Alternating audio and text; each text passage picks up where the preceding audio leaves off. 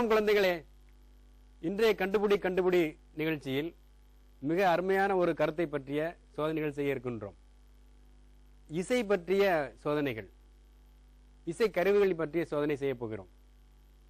இசை என்பது ஒரு ஒலி வடிவம், ஒழுங்குபடுத்தப்பட்ட ஓசை இசையாகும் என்று ஒரு கவிஞர் சொல்லியிருக்கின்றார்.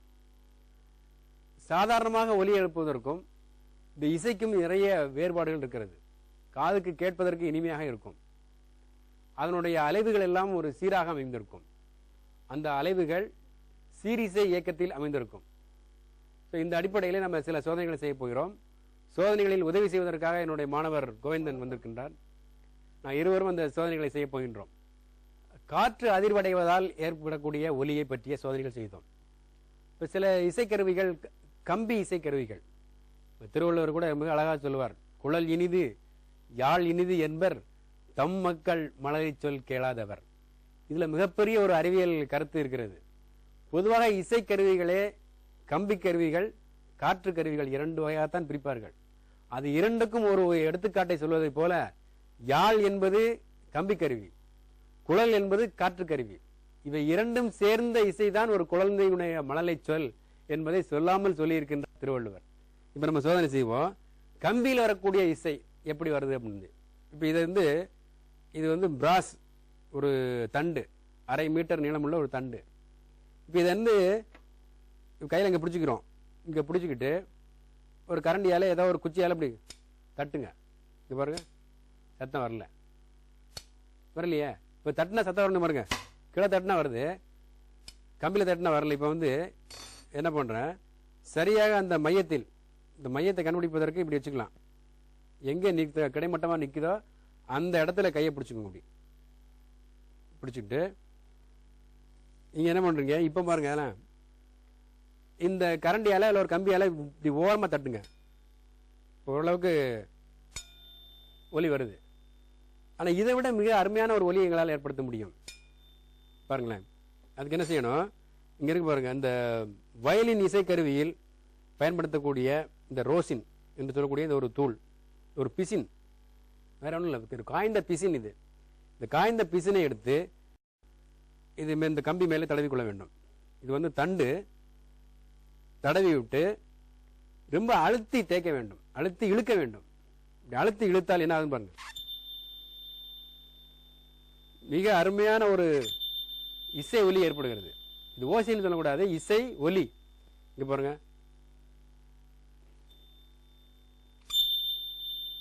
ஏன் இந்த ரோசின் பயன்படுத்துறோம்னா, இது ஒட்டி அழுத்தி இழுக்க வேண்டும். அழுத்துவதனாலும் விடுவதனாலும் திரும்ப அழுத்துவதனாலும் தான் அந்த ஒலி ஏற்படுகிறது. இத்தகைய அலைகளுக்கு பெயர் அழுத்த அலைகள். இவைதான் நெட் அலைகள். இப்ப ஒலி எந்த திசையில் பரவுகிறதோ அதே திசையில் துகள்கள் அதிர்வு வரும். இப்ப இப்படி இழுக்கிறோம், இந்த திசையில ஒலி பரவு என்றால் அதே திசையில் தான் அதிர்வுகளும் இருக்கும். இப்படி அதிர்வும். இதற்கு பெயர் அழுத்த அலைகள் அல்லது நெட் அலைகள். இப்போ வயலின் இருந்து வரக்கூடிய வயலின், கிட்டார், வீணை போன்ற கருவிகளில் வரக்கூடிய ஒலி அதிர்வுகள் குறுக்கதிர்வுகள். அது ஒலி அலை பரவும் திசைக்கு செங்குத்தாக அதிர்வு இருக்குது. இவருக்கு நீங்க பெரிய ராட்ல செய்யுங்க, பெரிய தண்டுல. இது 1 மீட்டர் நீளமுள்ள ஒரு தண்டு. இது இரும்பு தண்டு. இது பித்தளை. நீங்களுங்க சரி, இப்படி பிடிச்சுக்கோ. அருமையா வருது. ஆடாடா,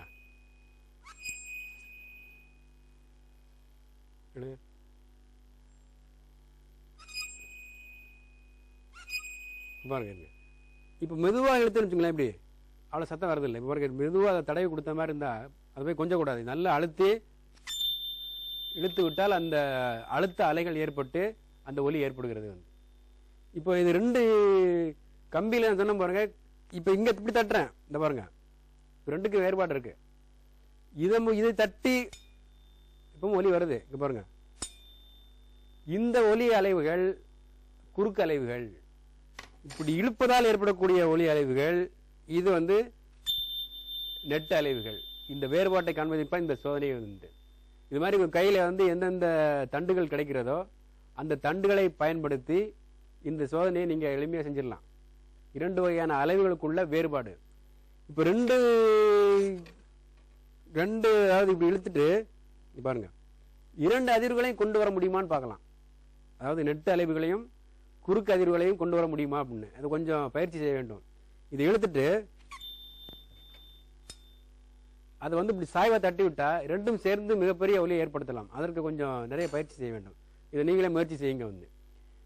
இப்போ இந்த சோதனையிலிருந்து கம்பியில் அதிர்வுகள், கம்பினா இது மெல்லிய கம்பி இல்லை, தண்டில் ஏற்படக்கூடிய அதிர்வுகள், 2 வகையான அதிர்வுகள் ஏற்படுகிறது. தட்டும் பொழுது அதற்கு செங்குத்தாக தட்டும் பொழுது குறுக்கு அதிர்வுகளும், அழுத்தி பிடித்து இழுக்கும் பொழுது நெட்டு அலைவுகளும் ஏற்பட்டு மிக அருமையான ஒரு ஒலியை ஏற்படுத்துகிறது. நீங்களும் செய்து பாருங்கள்.